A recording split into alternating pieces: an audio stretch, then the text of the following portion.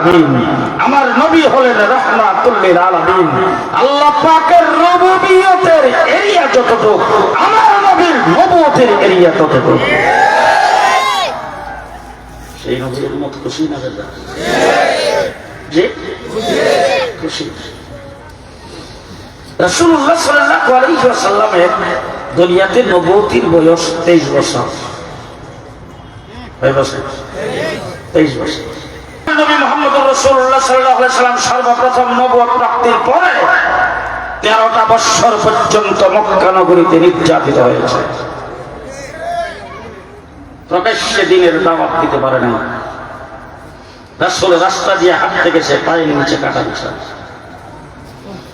রাস্তা দিয়ে হেঁটে যাচ্ছেন, মহল্লার লোকজন ময়লাগুলি মাথার মধ্যে ঢেলে দিয়েছে। হারাম শরীফের সেজদায় গেছে, উটের নাড়ি বুড়ি এনে রাসূলের গাড়ির উপর আর পিঠের উপর রেখে দিয়েছে। তাইফের জমিনে গেছেন, সেখানে পাথরের বৃষ্টির মতো আঘাত খেয়েছে। সবে আবি তালেবের ভিতরে রাসূল 3 থেকে 3.5 বছর পর্যন্ত বন্দিশালায় ছিলেন, গাছের পাতা খাইয়া জীবন যাপন করেছেন। 13 বছর পর্যন্ত নির্যাতিত হওয়ার পরে যখন রাসূল হিজরত করে মদিনায় গেছেন, সেখানে যাওয়ার পরে বছর পার হয় নাই, আবু জেহেল 1000 সৈন্য নিয়ে মদিনায় আক্রমণ করার জন্য যায়, বলছেন খেলা হবে। গত 15 বছর আমরা ডাকছে খেলা আবু জেহেল খেলা হবে। রাসূলুল্লাহ সাল্লাল্লাহু আলাইহি ওয়াসাল্লাম আল্লাহর হুকুম ছাড়া কোনো কথা বলেন না। ওমা ইয়ানতিকু আনিল হাওয়া ইন হুয়া ইল্লা ওয়াহয়ুন ইউহা। আমার রাসূল আল্লাহর দিকে আল্লাহকে জিজ্ঞেস করেছেন, আল্লাহ পাক ডাক দিয়া কয়, এতদিন পর্যন্ত যা সহ্য করেছে এখন আর সহ্য করা যাবে না। এবার যদি কেউ প্রতিবাদ করে তার বিরুদ্ধে প্রতিরোধ করে চলতে হবে। যুদ্ধ করতে আসলে পাল্টা যুদ্ধ করা লাগবে। হুজুর আকরাম সাল্লাল্লাহু আলাইহি ওয়াসাল্লাম ইসলামের প্রথম যুদ্ধের ময়দানে রাসূল নেমেছেন, উম্মতের সংখ্যা 313।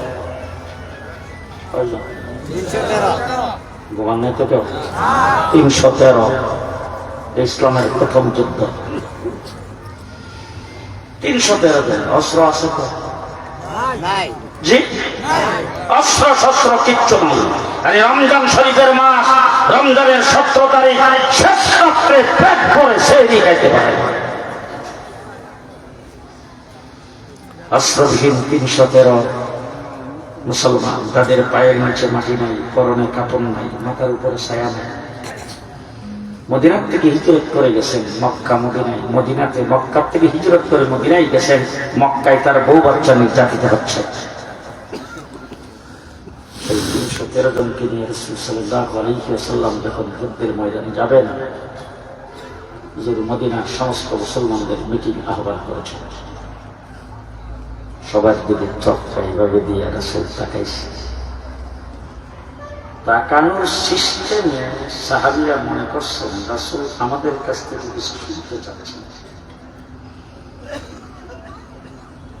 হযরত মূসা আলাইহিস সালাতু ওয়াস সালামের সাথে ছিল 6 লক্ষ বনী ইসরাঈল।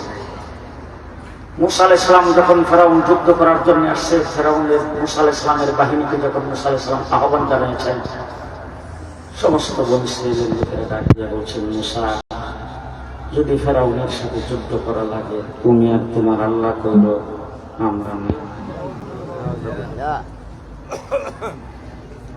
আর আমার নবীর উম্মত জীর্ণ শীর্ণ, মক্কা থেকে হিজরত করে মদিনায় গেছেন, মাথা গুজাইবার জায়গা নাই, পরনে কাপড় নাই, পায়ের নিচে মাটি নাই, একদম নিঃস্ব।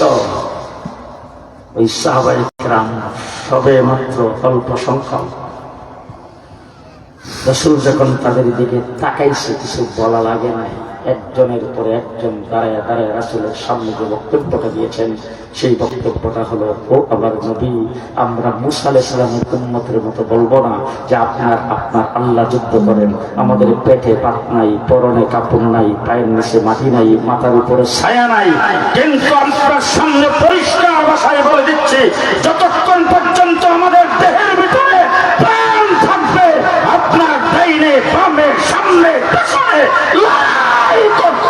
করতেই পারি না।